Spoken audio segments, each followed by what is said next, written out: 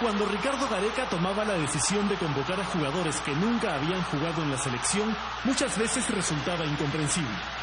Periodistas y analistas no entendían por qué el entrenador de la selección elegía jugadores del torneo local dejando de lado a los considerados indispensables, las vacas sagradas de la selección.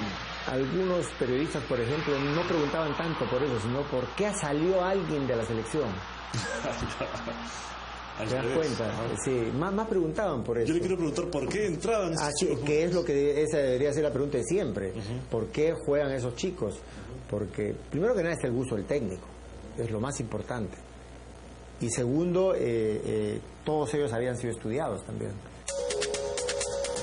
Hasta ahora nadie había explorado el uso de la tecnología en el fútbol peruano y su influencia en el rendimiento de la selección de fútbol. Un trabajo al que el periodista y escritor Humberto Jara se abocó desde hace más de 2 años y que le permitió conocer de cerca el sistema utilizado para optimizar el rendimiento físico y técnico de cada jugador y del equipo en su conjunto. Me parecía que había que dejar registro de esta historia, porque es una historia ejemplar no solamente para el fútbol, es un ejemplo de que se puede trabajar de manera organizada y tener resultados, pero además ese ejemplo de trabajo en equipo, de trabajo profesional, de trabajo en orden, se puede aplicar en cualquier actividad de nuestro país.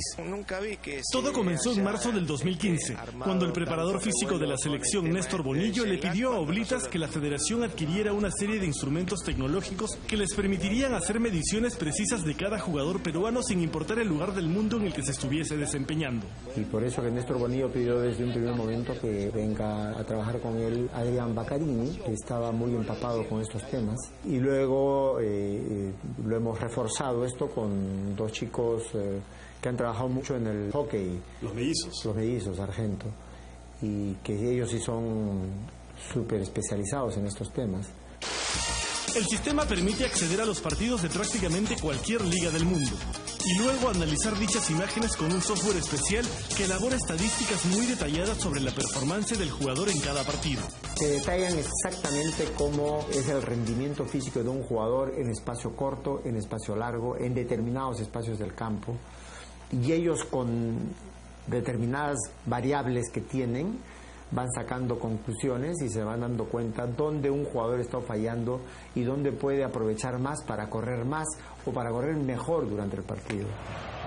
Por ejemplo, gracias a este sistema informático se pudo determinar que Paolo Guerrero es prácticamente infalible en tiros libres pateados desde el sector derecho de la cancha.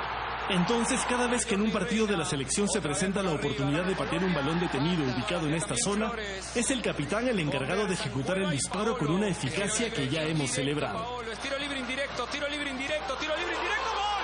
¡La tocó! ¡La tocó! ¡La tocó! ¡La tocó! ¡La tocó! ¡Gol! ¡Gol! ¡La tocó! ¡La tocó! ¡La tocó el arquero! ¡La tocó el arquero! ¡Gol! José Paolo Guerrero, era el día para ti. Sin duda, Paolo Guerrero es el futbolista de la selección que muestra los más altos índices en velocidad, potencia y efectividad frente al arco. Pero necesita que lo habiliten con disparos de larga distancia para que dispute el balón con el defensa de turno y venza al guardameta rival. El análisis matemático arrojó que 2 jugadores peruanos que se desempeñan en el exterior son los mejores lanzadores a larga distancia con alto grado de precisión.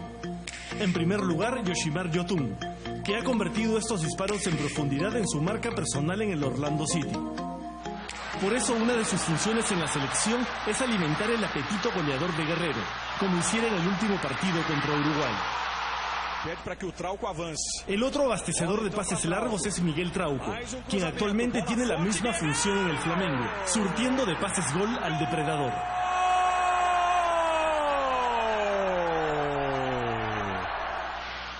Aquí lo vemos habilitando con un pase en profundidad a Guerrero en el último partido contra Argentina. Es una jugada diseñada a partir de información recogida en la tecnología y que luego el profesor Gareca elige a qué jugadores le pueden servir y el tipo de jugada que se puede hacer. El caso de Miguel Trauco es emblemático, pues su convocatoria fue una de las que más llamó la atención. La federación empezó a grabar los partidos del torneo local para procesar información de jugadores de todos los equipos. La data que arrojó el software puso a Trauco como una opción importante que poco a poco se convertiría en pieza clave del ataque peruano con sus pases en profundidad, como el que le sirvió a Cueva para que Farfán anotase contra Nueva Zelanda. y pinta bien en el área Ruiz Díaz, la tiene Cueva, en el área Ruiz Díaz, la pelota para Jefferson, Trauco es un magnífico ejemplo porque era un chico que había jugado en primera división, pero 152 partidos en Unión Comercio de Tarapoto. Cuando llega a la U tenía recién pocos partidos, nadie se ocupaba de él, no era de interés de la mayoría. Lo que empezaron a ver con estos seguimientos, con este procesamiento de grabar los partidos, y empezaron a hallar virtudes en Trauco, virtudes que tenían que ver con su efectividad para los pases largos. Él hace unos pases de 60 metros con mucha calidad. Gracias a este sistema de análisis matemático, Gareca podía obtener información invaluable sobre el desempeño de todos los jugadores peruanos sin importar el lugar del mundo en el que estuvieran jugando en ese momento. Así sabe a ciencia cierta cuántos pases de la Oreja Flores terminan en gol en su club de Dinamarca. Cuánta capacidad de anticipación tenía Cristian Ramos primero en el Emelec de Ecuador y ahora con los Tiburones Rojos de México. La capacidad defensiva y ofensiva de Renato Tapia en cada partido de la liga holandesa. La precisión de los pases de Cristian Cueva en la competitiva liga brasilera.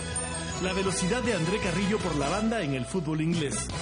¿Cuántas veces aprovecha la oportunidad en el área Ruiz Díaz para anotar con el Monarcas Morelia de México? La velocidad y capacidad de definición frente al arco de Paolo Hurtado en el campeonato portugués, o saber exactamente qué velocidad alcanza Luis Advíncula cuando pisa el acelerador.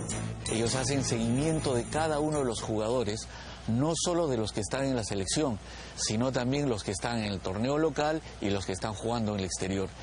Y allí ellos llegan a determinar numerosas variables, por ejemplo, quién da mejores pases largos, quién es más efectivo con los pases cortos, quién tiene un pique corto más eficiente, quién tiene una velocidad mayor, la capacidad de salto, cómo se manejan en la cancha, qué sectores dominan más. Esta semana Advíncula protagonizó una escena impresionante cuando corrió a toda velocidad casi desde su propia área para frenar un ataque del equipo rival prácticamente en el área contraria. No toque su televisor. El video no está acelerado. Es la velocidad real a la que Advíncula atravesó el campo de juego para cortar un ataque enemigo. Un youtuber peruano ha calculado que Advíncula recorrió 68.5 metros en 6.82 segundos, lo que equivale a una velocidad de 36.15 kilómetros por hora, superando la alcanzada por Gareth Bale, considerado el jugador de fútbol más rápido del mundo. Un dato que el software empleado por la Federación Peruana de Fútbol ya debe tener incluso con mayor precisión. Las estadísticas se utilizan en los deportes desde hace muchos años. Los equipos del primer mundo invierten ingentes cantidades de recursos en adquirir estos programas informáticos para obtener información con exactitud matemática de cada jugador que permita al cuerpo técnico diseñar estrategias lo más efectivas posibles. Ante Fernando Muslera. En la Copa América Argentina 2011, por ejemplo, el arquero uruguayo Fernando Muslera declaró que le tapó el penal a Carlos Tevez porque tenía información estadística sobre sus tiros de penal y sabía que la gran mayoría de las veces disparaba hacia la mano derecha del arquero. Ahí va la Pache, Carlos Tevez, Muslera paró. Se mantiene el 2-2, falló Tevez, primer penalti fallado en la tanda. De la misma forma como la Federación Peruana de Fútbol ha construido una base de datos con información física y técnica de cada jugador peruano, también tiene datos sobre los rivales que han enfrentado a Perú. Pues es importante conocer qué potencialidades y falencias tienen los jugadores que se enfrentarán a la selección para saber elegir al jugador peruano que le disputará el balón en esa posición. Una estrategia que se utilizará también en la Copa del Mundo. Nosotros vamos a enviar a gente para ver los partidos amistosos de Dinamarca, de Francia y de Australia. Y de ahí, lógicamente, son datos que no lo tenemos como acá semana tras semana, pero nos van a servir, definitivamente nos van a servir. El éxito de este sistema de análisis en la selección peruana ha permitido que se empiece a utilizar también en otras categorías, procesando y almacenando información que será valiosísima en el futuro próximo. Creo que ese mix de tecnología para conocer y analizar jugadores, que luego es procesada por la visión de Ricardo Gareca, ha permitido ampliar la base de jugadores que tiene hoy el Perú. Entonces hoy es una generación joven, con un promedio de edad, si retiramos a los mayores, de 25 años. Y se va a seguir creando si este sistema perdura. Si bien la tecnología se ha convertido en un importante aliado para la toma de decisiones, al final es solo eso, una herramienta que el entrenador tiene a su disposición y en la que se puede apoyar para diseñar sus tácticas. Siempre será él quien toma la decisión final. La tecnología finalmente no es la que decide, pero es una herramienta importante. Sin lugar a dudas. Pero eso es lo que acabas de decir tú, es lo más importante. La tecnología es una ayuda inmensa para el cuerpo técnico, pero no te ayuda a decidir, posiblemente. Pero en algunos casos estoy seguro que el técnico apela a otras cosas, sobre todo al talento, para hacer el equipo principal. Humberto Jara acaba de publicar el libro El Camino a Rusia, en el que dedica un capítulo a la forma como operaba este sistema y su influencia en las decisiones de Gareca. Por primera vez en la historia del fútbol peruano, la federación opta por estar a la par de los equipos más importantes del mundo en materia tecnológica. Una inversión importante que sin duda ha rendido frutos que no hubieran sido posibles sin la inteligencia y la visión de Ricardo Gareca, sin el atinado ojo del tigre.